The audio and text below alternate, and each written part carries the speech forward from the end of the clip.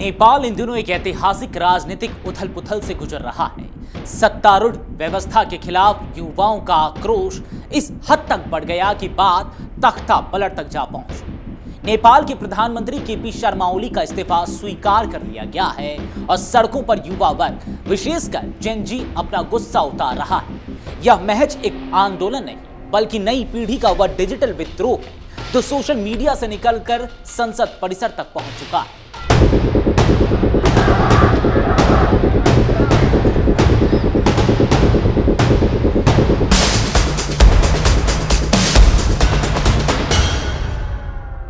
नेपाल के युवाओं में लंबे समय से असंतोष व्यापक स्तर तक फैलता जा रहा था।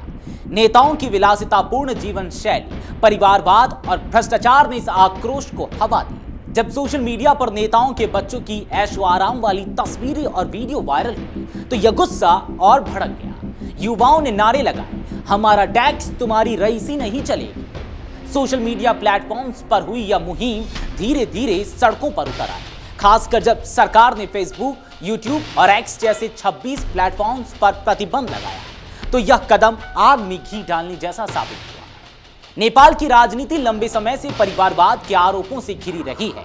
नेपाली कांग्रेस हो या सीपीएन यूएमएल, हर दल में नेताओं के रिश्तेदार सत्ता और पदों पर बैठे दिखते हैं। हाल ही में ओली सरकार द्वारा अंजन शक, जो ओली के रिश्तेदार मानी जाती हैं, उन्हें नेशनल असेंबली में सदस्य बनाने की सिफारिश ने विवाद को और गहरा दिया। इसी तरह विदेशों में राजदूतों की नियुक्ति भी सवालों के घेरे में रही।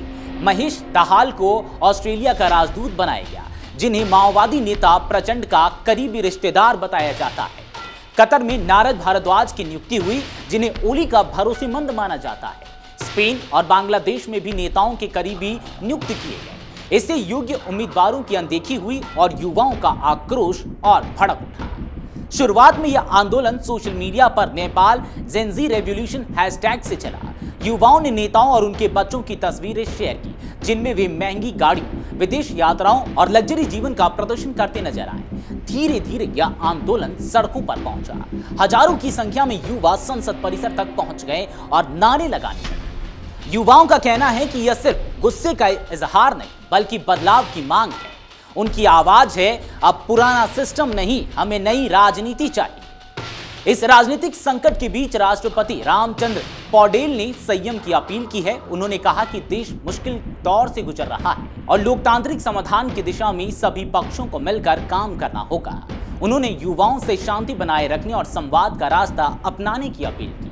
वहीं नेपाल के सेना प्रमुख अशोक राज सिगदेल ने बयान जारी किया। उन्होंने कहा कि प्रधानमंत्री का इस्तीफा स्वीकार कर लिया गया है, अब जरूरत है कि जनता और संपत्ति की रक्षा की जाए। उन्होंने युवाओं से कहा कि ऐतिहासिक और सांस्कृतिक धरोहरों को नुकसान न पहुंचाए और हिंसा से बचे। इस तख्ता पलट ने नेपाल की राजनीति को पूरी तरह से झकझोर दिया है। सवाल उठ रहे हैं कि क्या यह सिर्फ अस्थायी राजनीतिक संकट है या फिर नेपाल की राजनीति में एक नया दौर की शुरुआत। युवाओं की मांग साफ है, उन्हें भ्रष्टाचार और परिवारवाद से मुक्ति चाहिए। उनका कहना है कि नेताओं के बच्चों और परिवारों के लिए सत्ता का इस्तेमाल नहीं होना चाहिए। वे चाहते हैं कि योग्य और काबिल लोग सत्ता में आए, ना कि रिश्तेदारी और जान पहचान के आधार पर। नेपाल के मौजूदा हालात इस ओर इशारा करते हैं कि नई पीढ़ी ने पुरानी राजनीतिक व्यवस्था को सीधी चुनौती दे दी। सरकार गिर चुकी है और सत्ता के शीर्ष पर अस्थिरता है, लेकिन यह भी तय है कि अगर नेताओं ने अब भी सुधार नहीं किए तो युवाओं का यह विद्रोह और तेज होगा। राष्ट्रपति और सेना की अपील से यह साफ है कि नेपाल फिलहाल शांति चाहता है, मगर युवाओं का दबाव इतना प्रबल है कि आने वाले दिनों में नेपाल की राजनीति में बड़े बदलाव देखे जा सकते हैं। कुल मिलाकर नेपाल में हुआ यह तख्ता पलट महज एक सत्ता परिवर्तन नहीं बल्कि यह उस नई पीढ़ी की आवाज है जो भ्रष्टाचार और परिवारवाद से आजीज आ चुकी है। सवाल अब यह है कि क्या नेपाल की राजनीति इस संदेश को समझ पाएगी या फिर जेन जी का यह विद्रोह और भी बड़ा रूप ले लेगा। अगर आप ये वीडियो YouTube पर देख रहे हैं तो हमारे चैनल को सब्सक्राइब कर बेल आइकन दबाएं और Facebook पर देख रहे हैं तो हमारे पेज को लाइक करें।